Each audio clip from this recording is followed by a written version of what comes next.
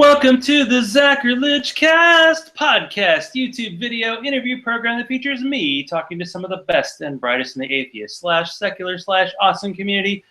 This is episode 57. We are recording live on May 25th, 2016.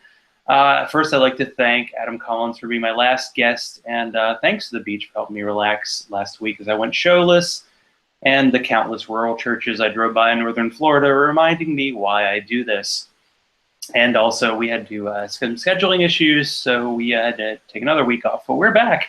So it's an easy transition tonight, as my previous interview guest just interviewed my current guest, and that would be on Adam and Atheism, episode 4. Feel free to listen to that after this. Tonight's guest is Cincinnati's own Ensomniak. I have to thank Adam for introducing me and allowing me to diversify my guest list with a musician and African-American. His songs have been featured on Patheos and, of course, on Adam's show. Ensomniak is a hip-hop artist who covers atheism, religion, and much more. So thanks for being on the show. And by the way, he has a new EP, and as a little test to my listeners, the first person who gets in touch with me and let me know which Ensomniak song played on the Adam at Atheism show, episode 4, will win a copy of that EP, courtesy of me. So good night, Ensomniak, and good to meet you. Thanks a lot. I'm glad you had me on. So usually in the show we get to start with kind of your own personal religious background. So let me know what kind of background you have there. Well, actually, I found out that I'm almost a bit of an anomaly, especially, in the, Black community when it's in America anyway, when it comes to religion. I wasn't raised religious. I've never believed in any sort of a God, and I never really had the inclination to. Like, I didn't really learn about the Bible until I knew what it was, and I knew people did believe in God. But had you asked me as a kid, I'd probably say maybe, I guess. But I never actually, affirmatively believed in it. And I went to a Catholic school when I was in 9th and 10th grade, and that's when I actually first started reading the Bible. Before that, I never even read any of it. And I found out later on in life, like by the time I got to college, got into my 20s, that's very rare for most anybody, and especially for anybody that grew up in this country and was Black.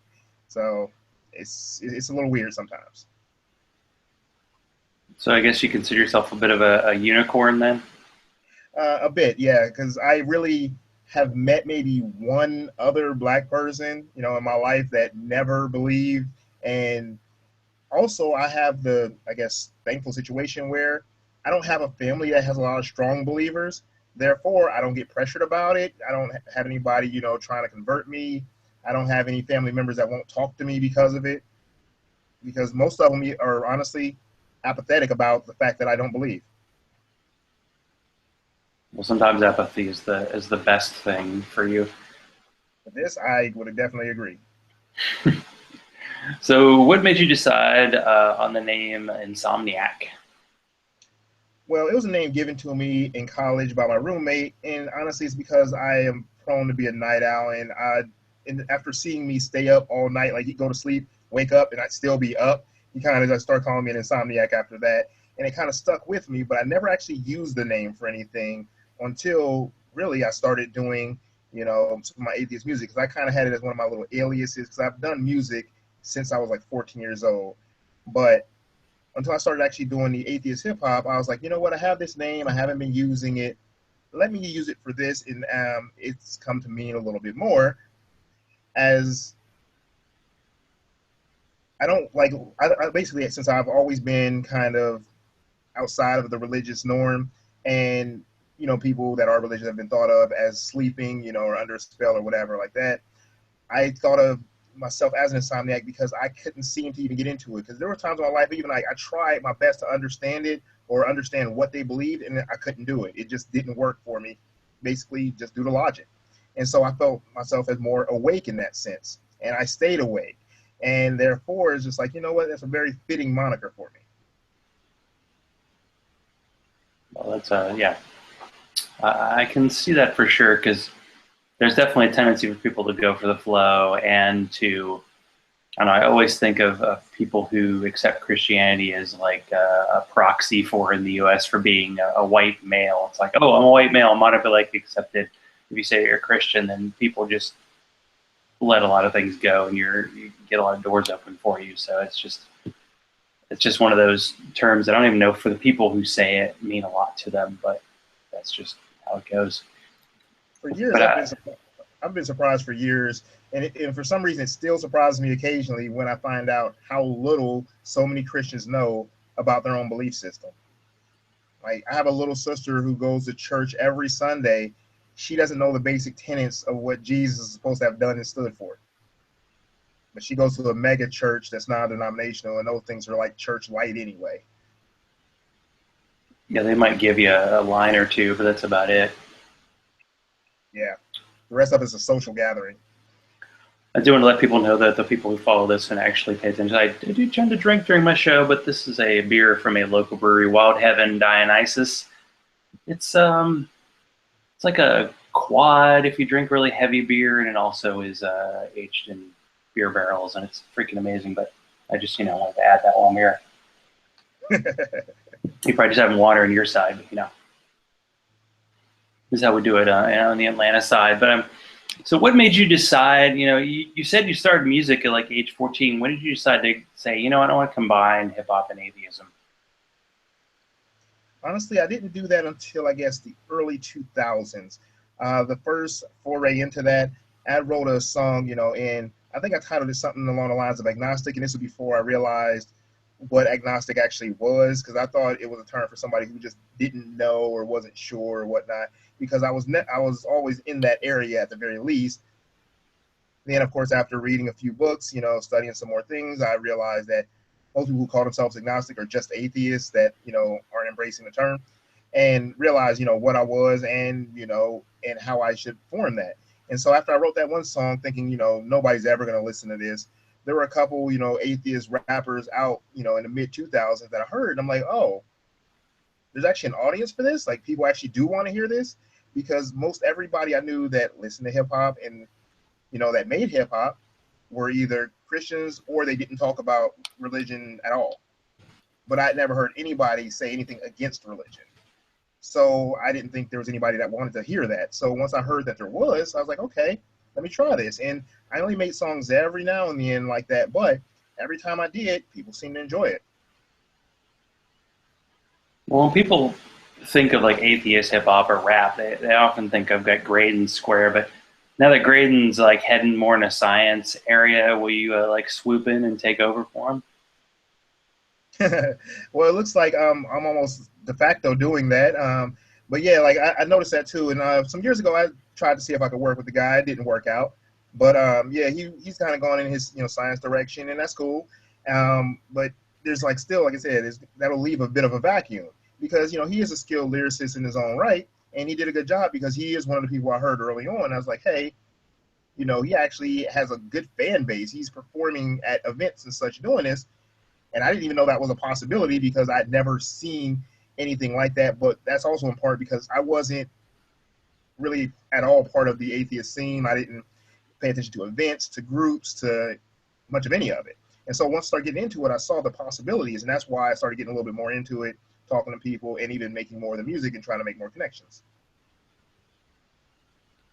Well, referring to one of your songs, the song Your Faith, when someone asks you how that song go, do you just say, fuck your faith?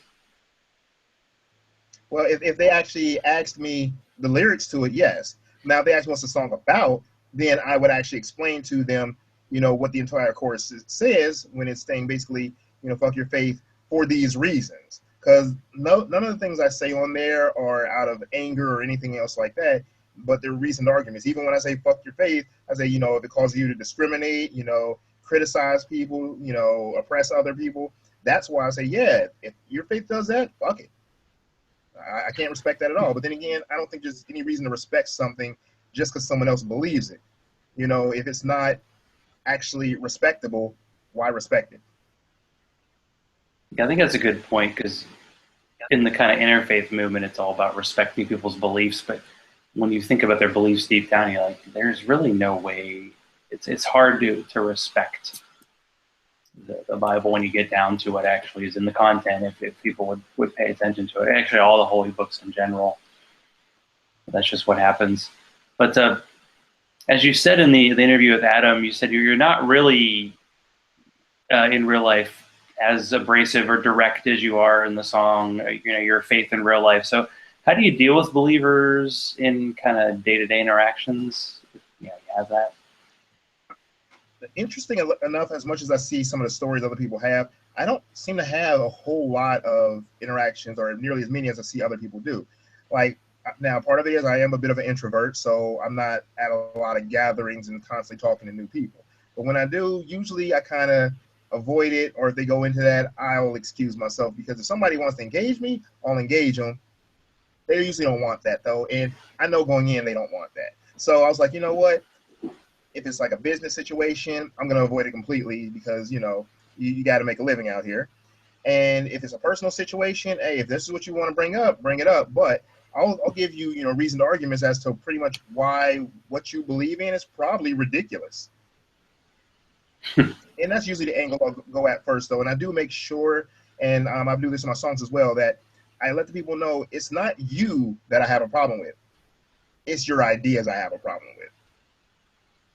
Yeah, that's one of the hardest things to explain to people, that their beliefs, that's the issue. Like, human beings, like, I guarantee we'll find stuff to talk about. We can probably have a drink and get along, but yeah, what you believe in is pretty bad and, you know, straightforward. But I like to say at the end of every show I do that, you know, people that are atheists are not alone, because sometimes you think you're the only one. But how important is that to repeat that message to minorities within a minority, like Black people in America who are atheists, that if they're an atheist, they're not alone? Like, how are you able to, like, let people know that, you know, you're not alone out there?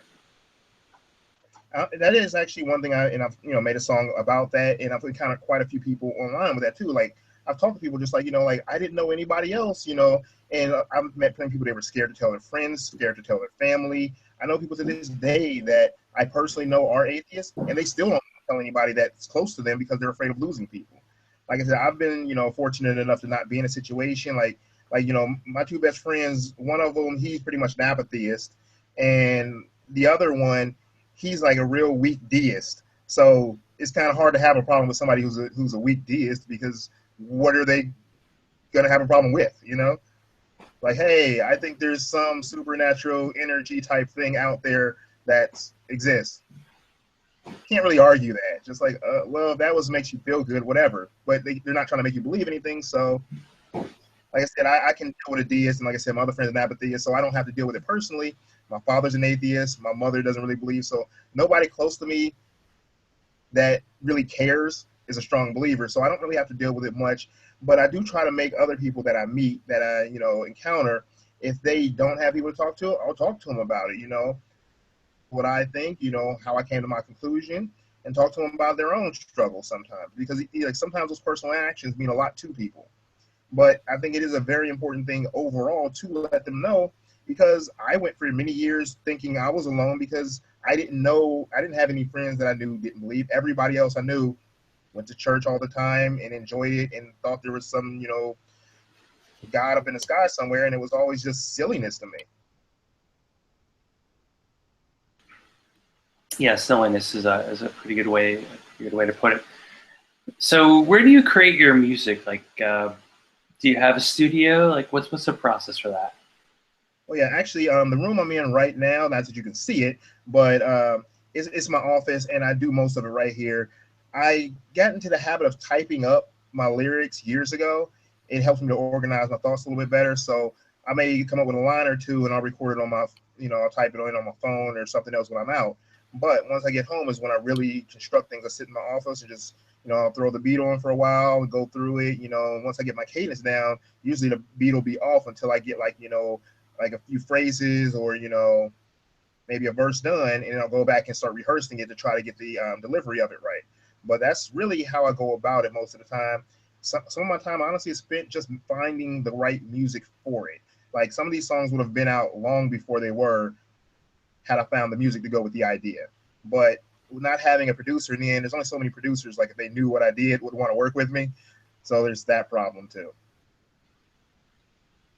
Yeah, I guess it's a hard part to that. But how, since you're kind of promoting the new EP, is it officially out now? Well, as of this recording, it's officially done. But I'm doing a couple more things to try to make sure the push comes out properly.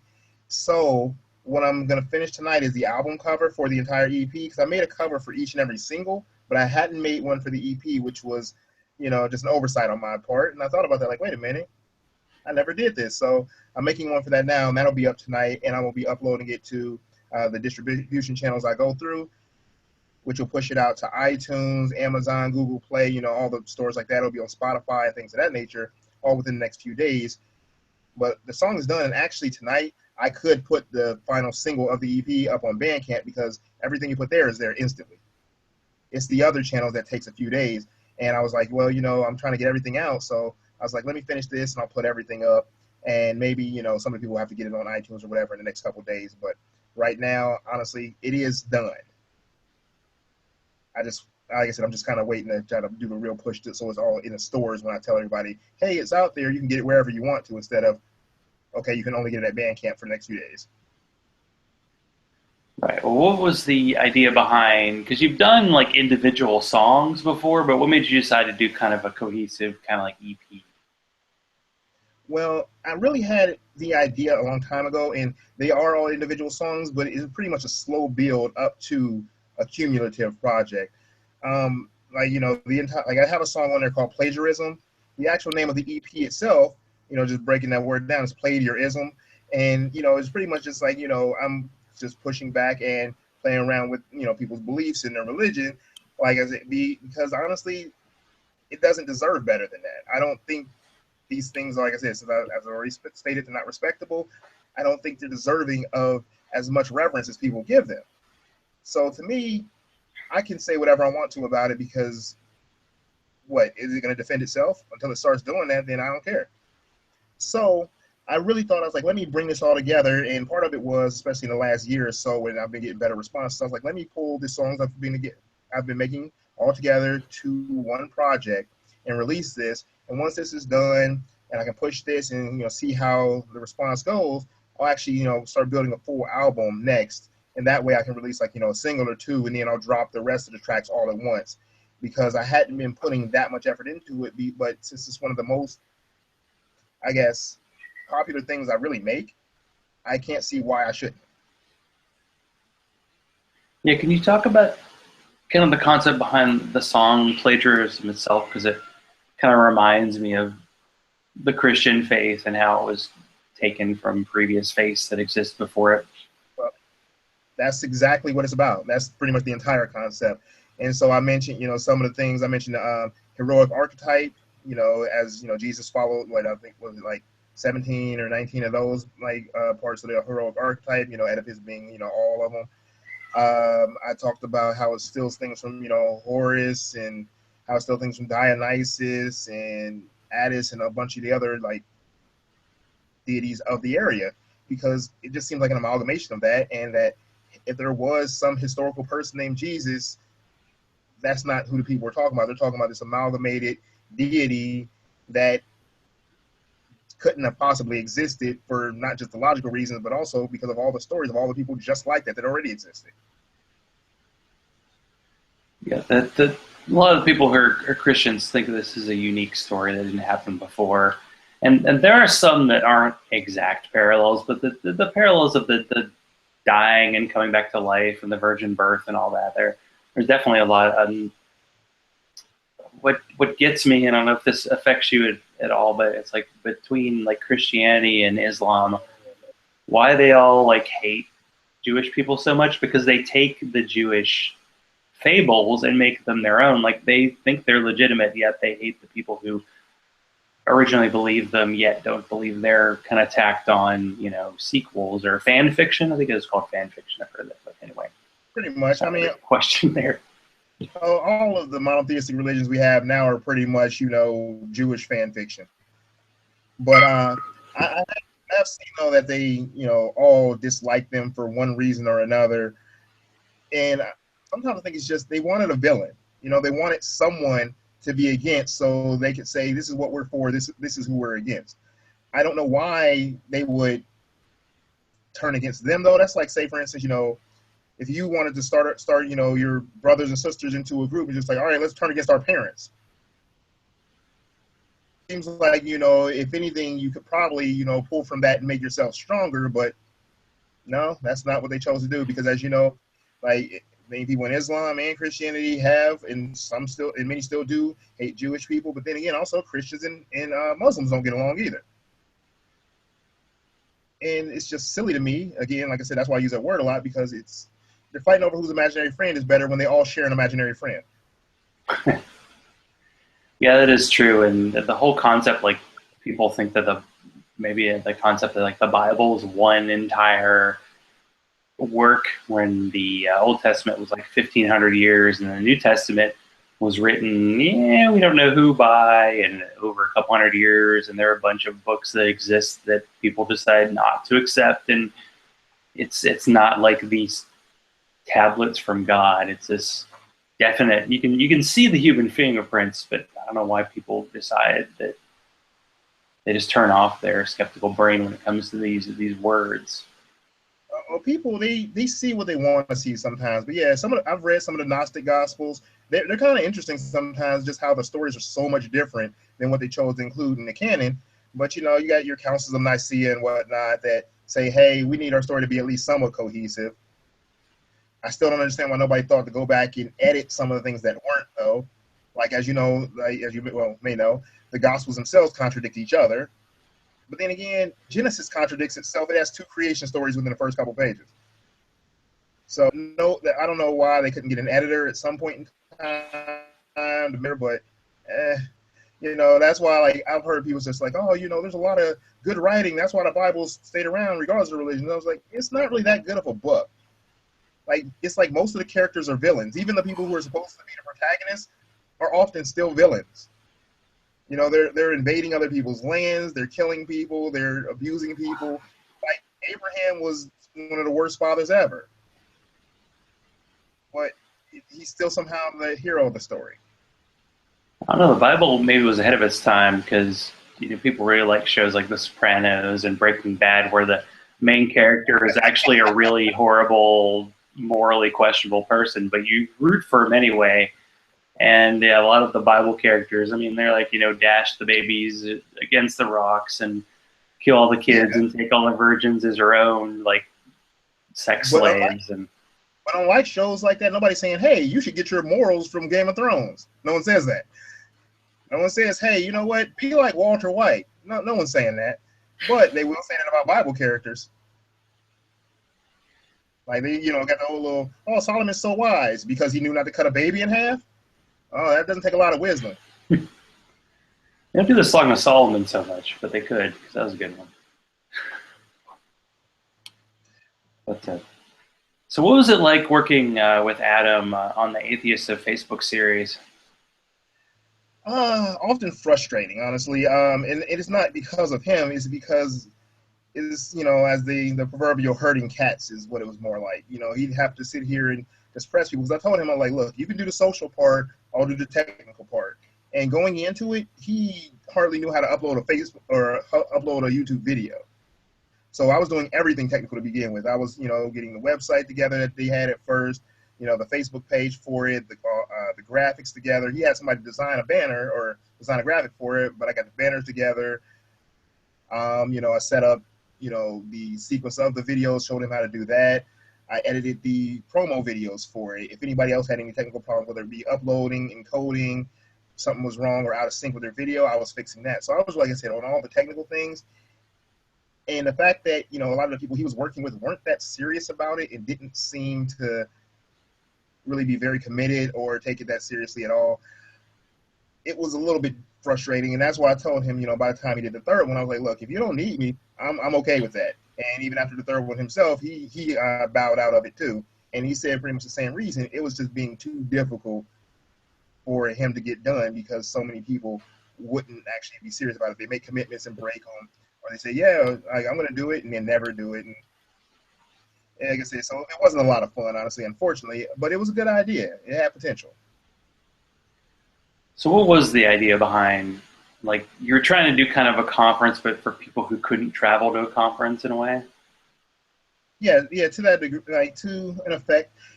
He also wanted to try to build more of a grassroots community, like basically be able to have a lot of people speak about issues that are atheist related or that would affect people who are generally atheists or just secular rational issues. And he wanted to do it with people who were unknowns, people who were just your common everyday people, and not use celebrities for the draw. He wanted the draw to be the actual issues they were talking about and new voices. And like I said, they had some good ideas behind it.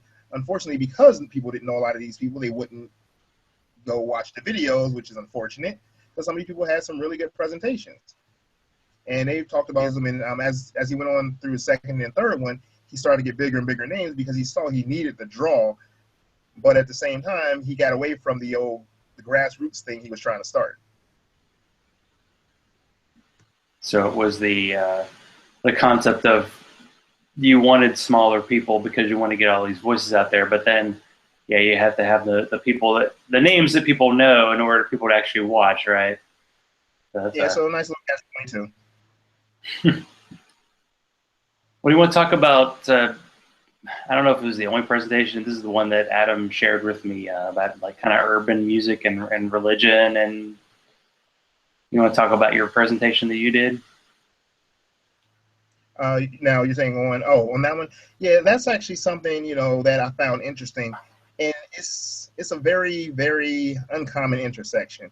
Like you'll hear very few songs by any artist, from what I've seen, in any minority that are, I guess, against religion. You'll find secular ones that have no religious bias in any direction, and then you'll find plenty of gospel music. Like most people that I know anyway, they could probably name you a few gospel singers, and many of them know some gospel songs. I personally don't know any other than like some standards like your Amazing Graces and whatnot from hearing it a million times in this country. But you'll have a lot of these like type of people and these type of songs just ingrained in the culture. But I remember even from a young age, I didn't want to join a choir because I didn't want to sing a song where I had to call myself a wretch. That seemed ridiculous. So I've never liked Amazing Grace because of that. But I didn't really care for gospel music when I was younger because I didn't talking about. And you don't have to relate to every song to enjoy it, but what they were talking about to me just seemed irrational. And the thing is, you can talk about love, you can talk about, revenge, you can talk about parties. I understand all those things. They make sense. Now, some being that you can't see or some guy who died thousands of years ago, how much he loves you, it doesn't make any sense to me. So I can never relate to it. I can never get into it. And you'll find very few people will say anything against it. And most people will defend that stuff, like to the grave that, hey, this is the best thing going and this is what you should do. And, that's a real big thing, with certain communities. And there's people that have made it mainstream that still do some of that, as well as, like, say, in R&B. You'll have people who do R&B music and also do gospel songs, too.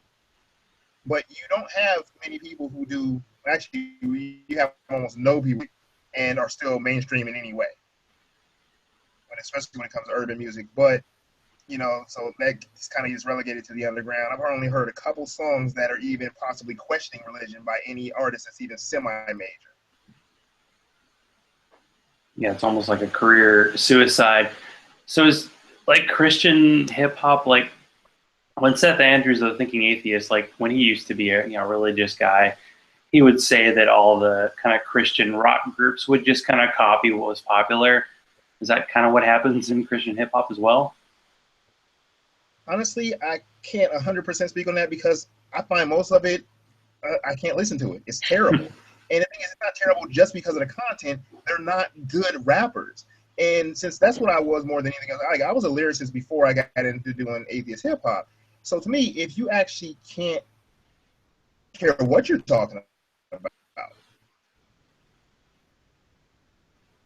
like I say, you're atheist hip hop, but I've actually heard a few other people before, but they were so bad I didn't want to hear them anymore.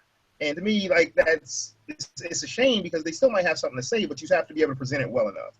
And so, as far as Christian rap goes, what I have heard a lot of it was like it was really surface level, really cheesy. But I guess to be fair, they don't have a lot to work with. I mean, their entire content structure is pretty thin.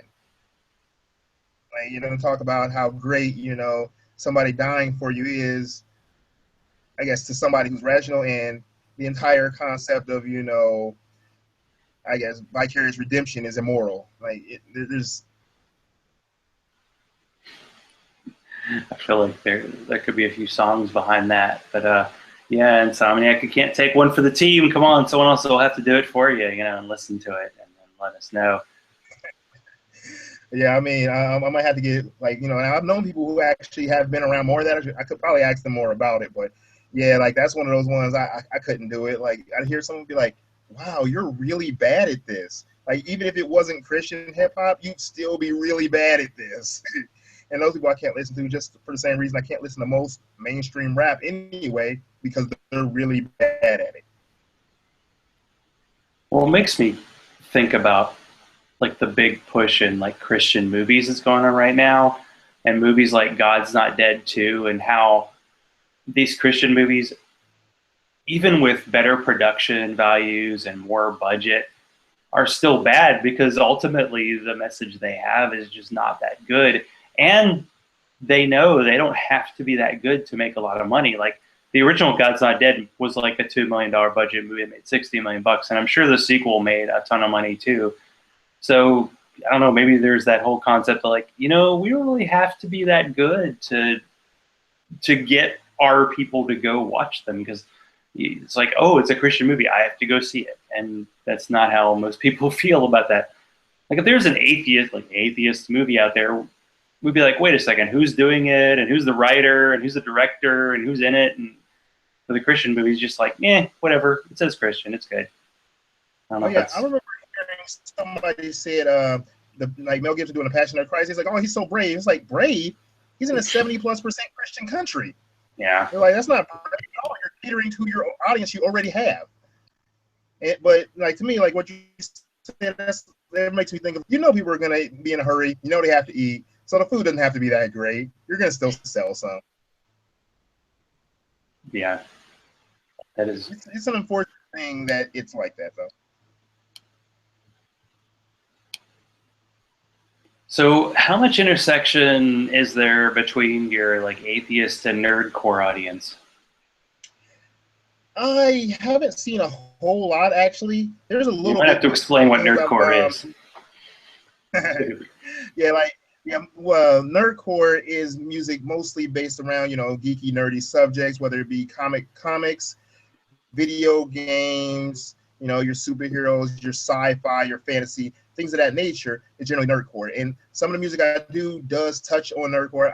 I wouldn't be really considered nerdcore specifically because I don't do it the way a lot of other people do, but I do kind of dabble in that because I've made, like, say for instance, I made a Dragon Ball Z song, you know, for anybody who doesn't know, that's, you know, one of the most popular animes ever to come out. And, you know, making a song about things like anime, cartoons, things like that would generally fall into the. I made a song about, like, the Green Lantern Corps from DC Comics. You know, that fell into that as well, but that's not all of the music. I also made one about the show Dexter because I just really like the show. Oh, nice. Oh, yeah. I mean, yeah, if you like the show and you what like rhymes with lumberjack? Sorry. Yeah, that ending, man, that ending. But yeah, if you like Dexter and you like rap music, you probably like my songs. I actually sampled the closing theme to the show and use that to make the beat. And like, the whole song's called Dark Passenger, and it's just kind of talking about, you know, Dexter and his dark passenger. It's a really fun song to make, and I really like making things about that, like about other media. Like I said, necessarily something nerdy, geeky, just something I like, because I feel that there's nothing I can't write. It's just like my own self-confidence. But yeah, like, I found a little bit of intersection between the two, honestly, while getting to know more of the people in the nerdcore audience. There's a few of them that, honestly, they kind of, like, just like how they make fun of anything else, they'll make fun of religion. So I was like, oh, okay, there's some of these people that are, you know, atheists too. But there's still not a whole lot of those, because one of the biggest people, like, you know, and this guy I met, he's one of the biggest people in nerdcore. Like, he's a Christian, and, you know, he actually, one of the guys that tours with him is a Christian rapper. Like, he's nerdcore, but he's heavy in that, and like half his music and the rest of it's nerdy. So it's like, yeah, it's still like not a safe place for that necessarily either. And there's really not one, honestly, because mainstream isn't safe for it.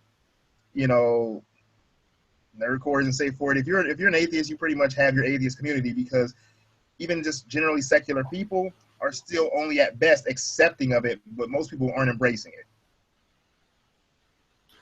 I don't know. It feels like there's a pretty good intersection between the two. Like, I am not a big like Star Trek guy, and I feel like I'm way on the outside of most atheists, because that's like something people like will quote episodes and talk about that, and I'm like, I just saw some of the movies, and I feel like I'm not. I feel like I'm failing as an atheist because I'm not as big into all of the sci-fi. Like, I just started watching the older Doctor Who from like the '90s. I'm trying to catch up, people, I swear, but there's a lot of work to do to be fully immersed in all that. You know what, Doctor Who, I couldn't get into. It basically the show was a little bit too campy for my taste. I couldn't get into it.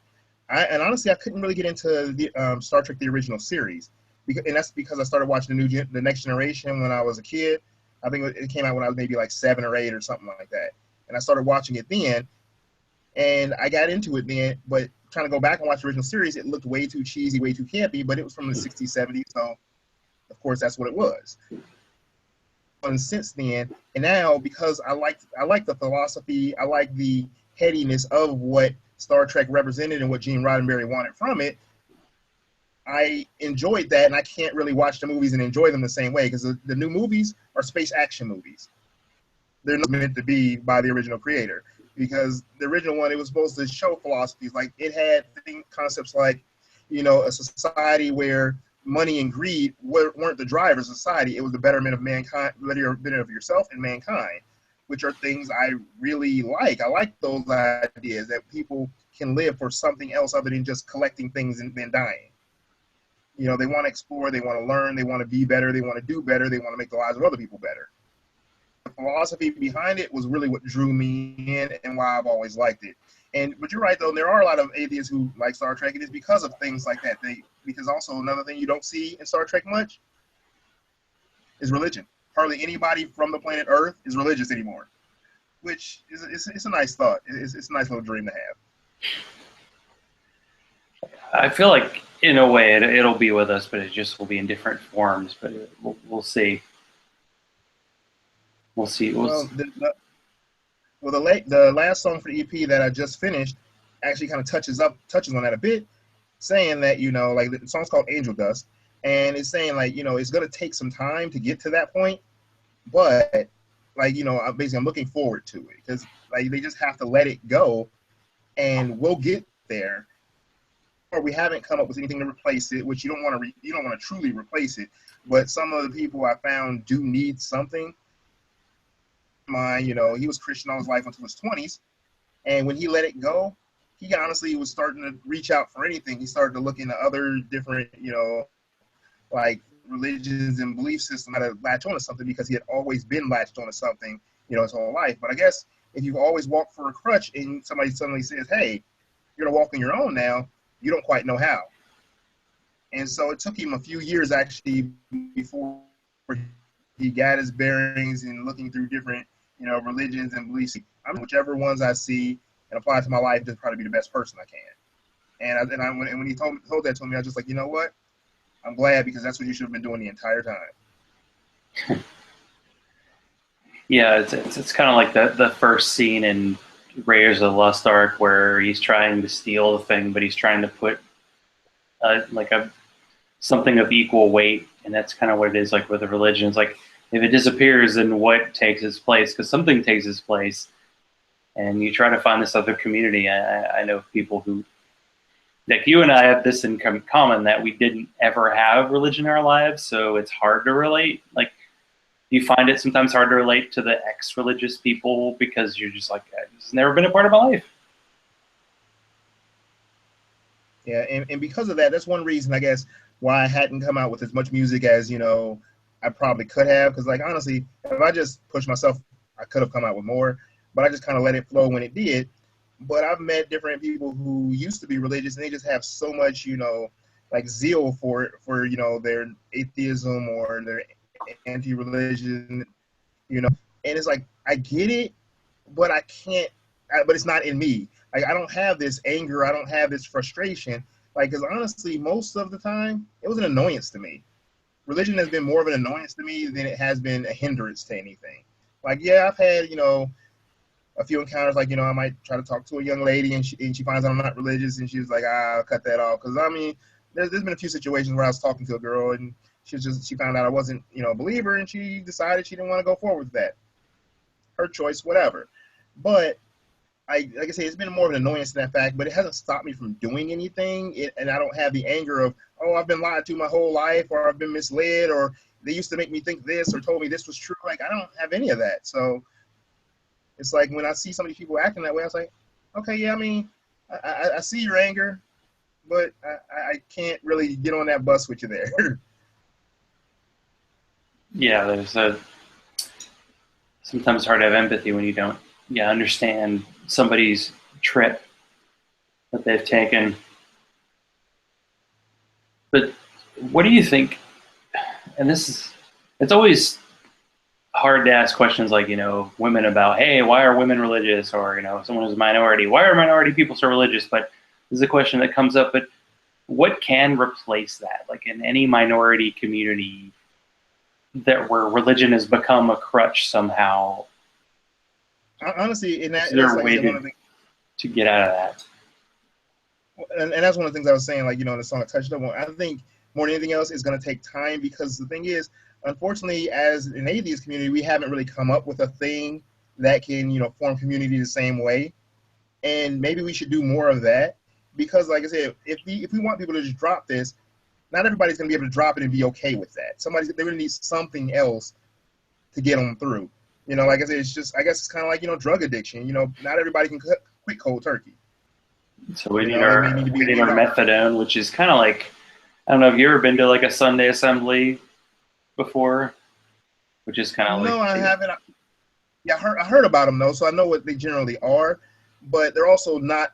They're not everywhere. They're not. There's not enough. There's not enough of them, or in enough places. Like, to me, I could probably, hell, if I tried, I could probably lead one, but I'd probably get somebody like Adam to do it, because he'd be even more into it than me. But yeah, like I said, something like that might help some people, because the thing is, these people aren't necessarily ready. It reminds me of the Matrix, honestly.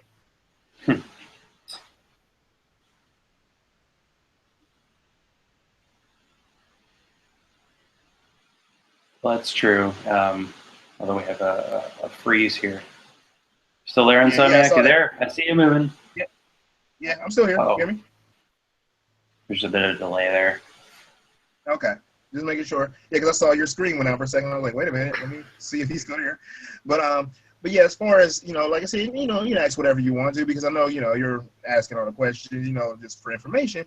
But part of the thing I would say, and from what I've read, what I've heard, what I've seen, at least in the Black community, the religiosity goes all the way back to slavery, because it was pushed on them, and it was one of the things they clung to. Unfortunately, to me, the whole pie in the sky philosophy was one of the things that probably kept people enslaved as long as they did, instead of just rebelling and killing the people that they were outnumbering like 15-1, because that seems to be a way better idea. I would have recommended that. But if you say, hey, they're going to get what they deserve one day, after we die, and we're going to go and live in a happy place, it takes away some of the motivation to make your life better now, which is one of the things I don't like about religion generally. I don't like the fact that it places artificial limits on people. It tells you that you're broken. There's so many things that I find wrong with how religion, especially, the ones that, most of the people in the world believe in, work. Because all of them kind of start with, hey, something's wrong with you and you need this help. It's just like, no, nothing's wrong with you.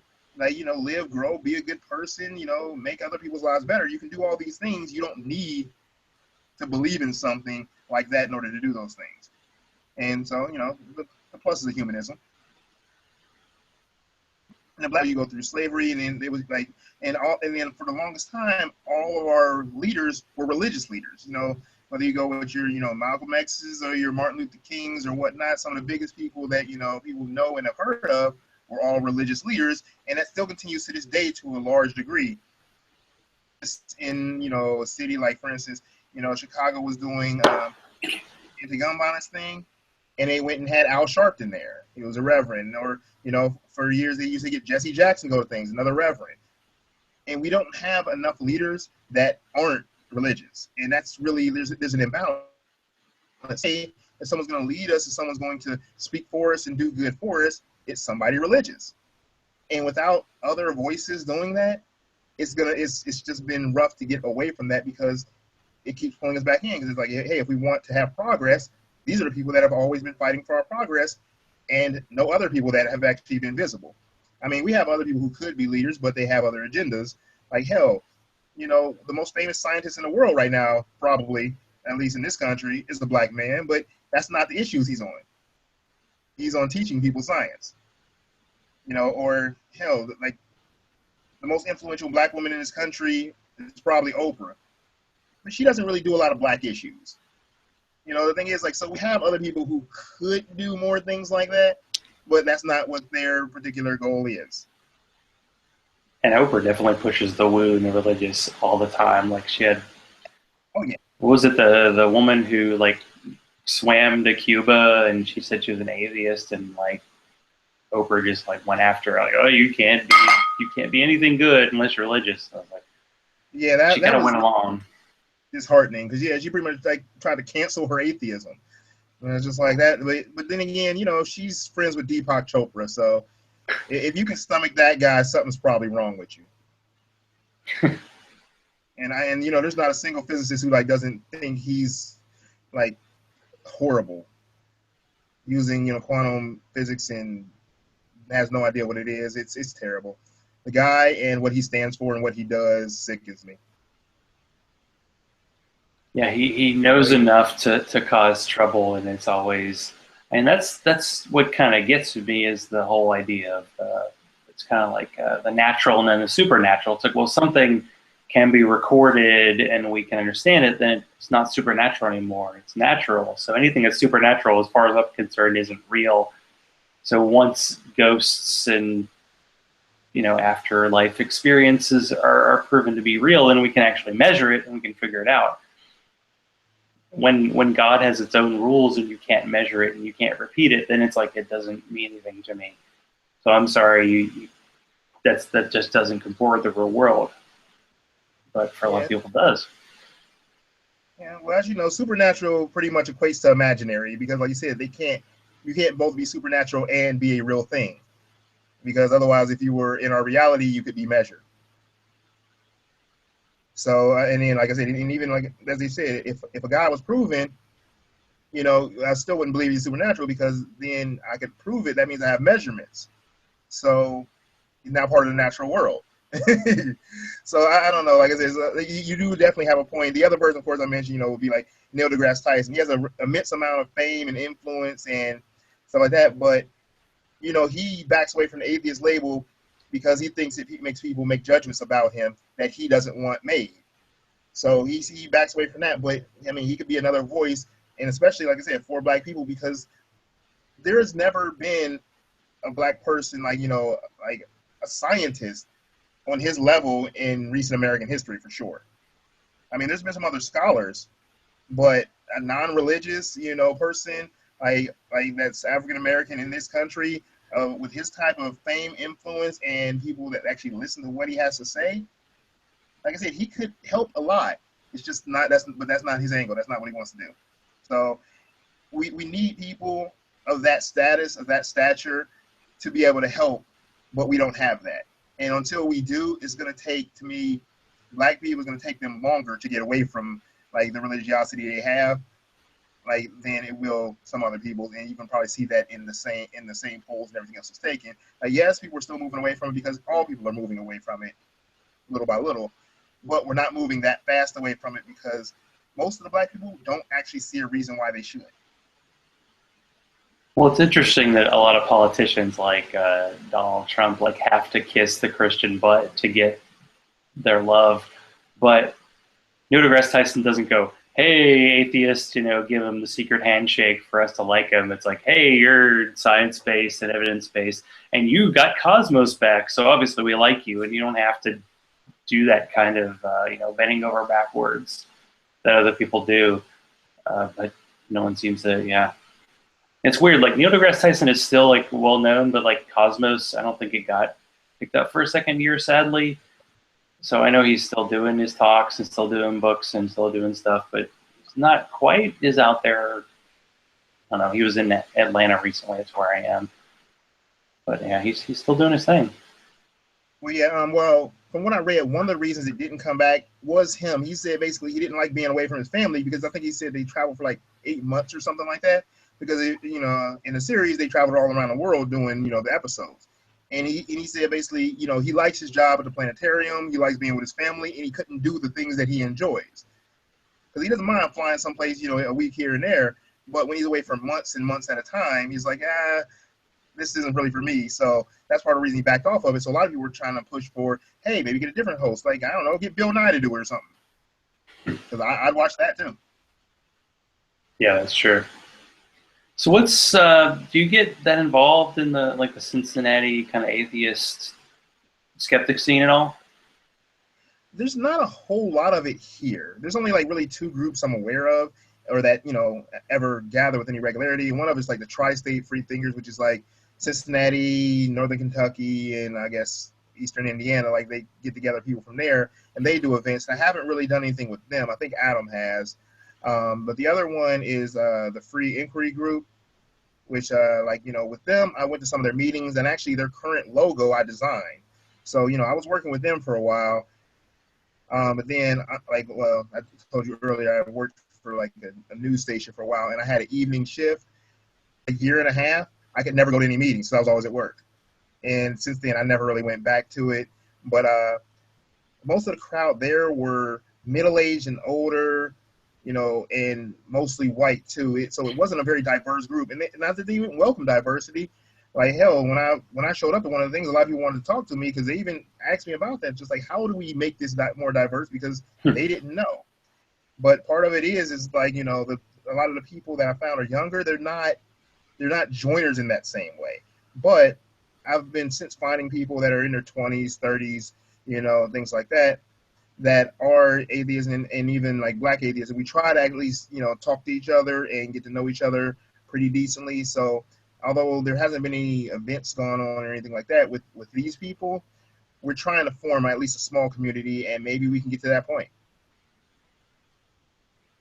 Weird. Is there like a black non-believers group in Cincinnati? No, there's not.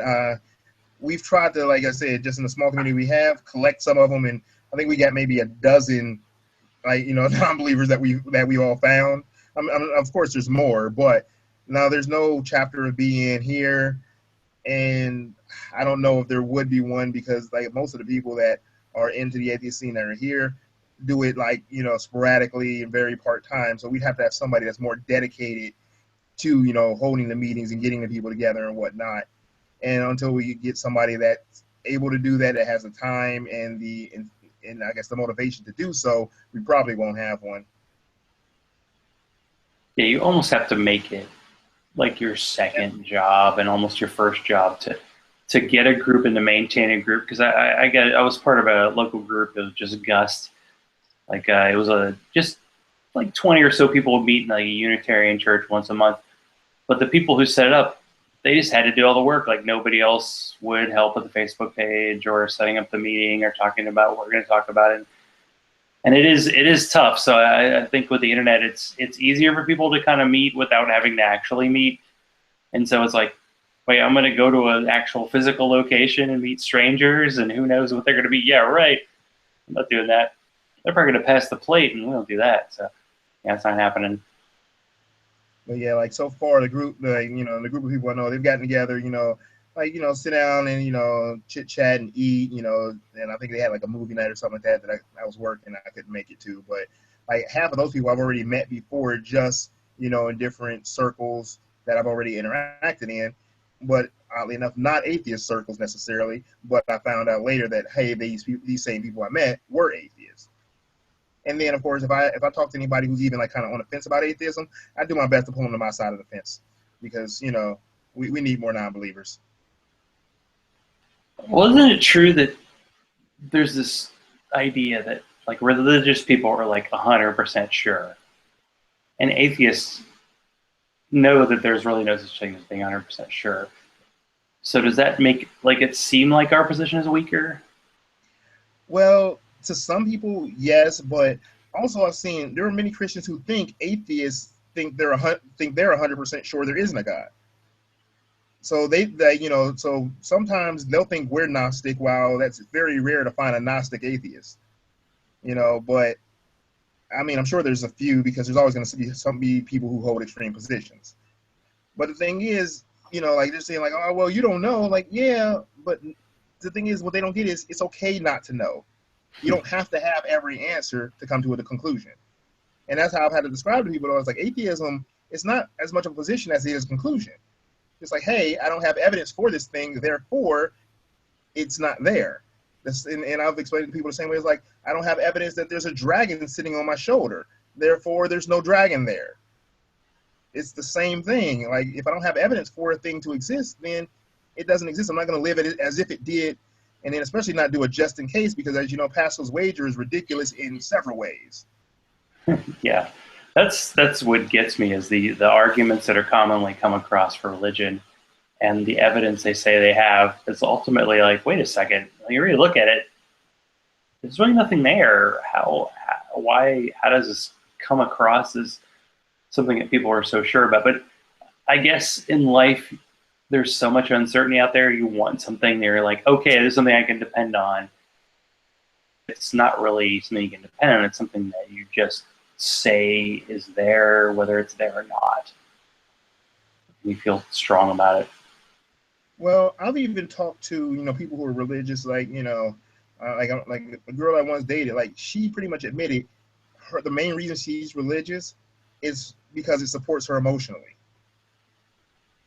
Because I tried to question her on some of the logical aspects, of what she believes, and she wasn't really willing to defend any of them.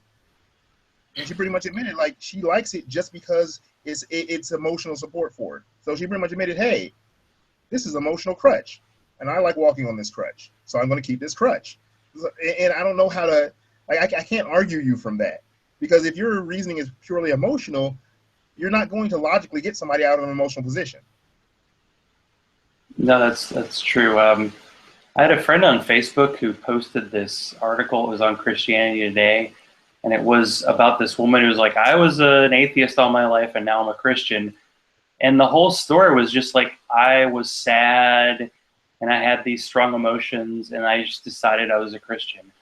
I never figured out in that article why she changed her mind. It was just like, this is currency on the Christian side. It's like, ooh, someone was an atheist, or said they were an atheist, and now they're religious.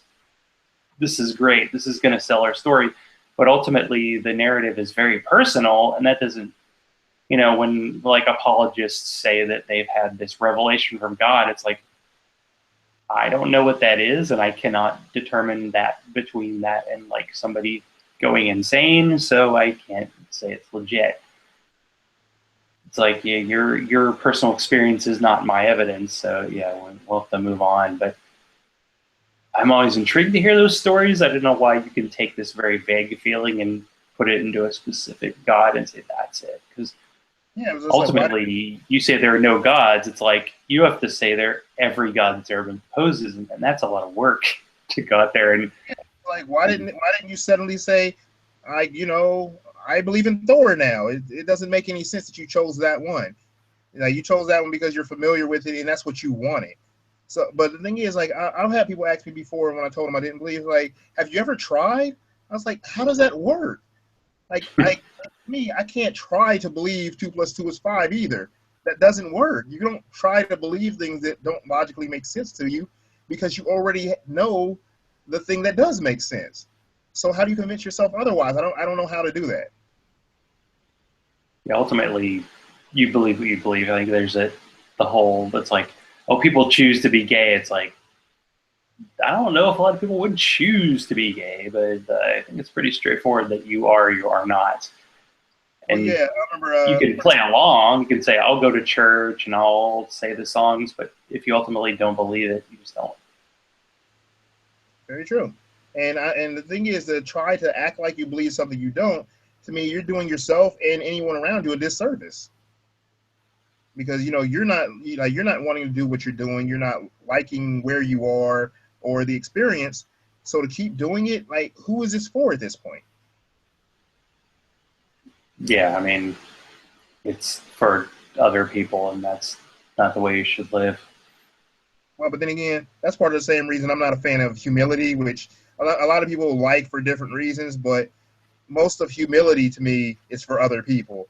And so I don't see, I guess, nearly as much value as some of the some others see in it, because, like, hey, why not celebrate your accomplishments? You did it. Be proud of yourself. If you're just like, oh, like, why would you want to downplay who you are and what you can do? What, so other people don't feel bad? Like, why don't you just try to help them do great things too? Well, that's a bit of like the religious thinking sinking in. It's like, if something good happens, it's because of God. If something bad happens, it's because of me. And a lot of times people get over like an illness, they credit God and don't go, hey, thank you, nurses, and thank you, modern medicine, thank you, doctors. They'd say, thank you, God.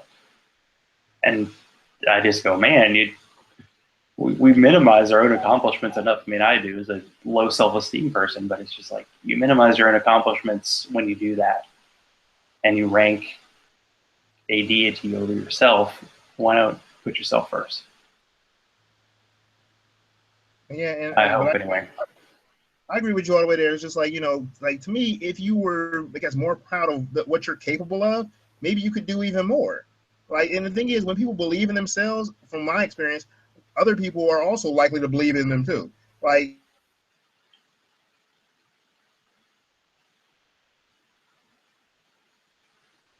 Uh-oh.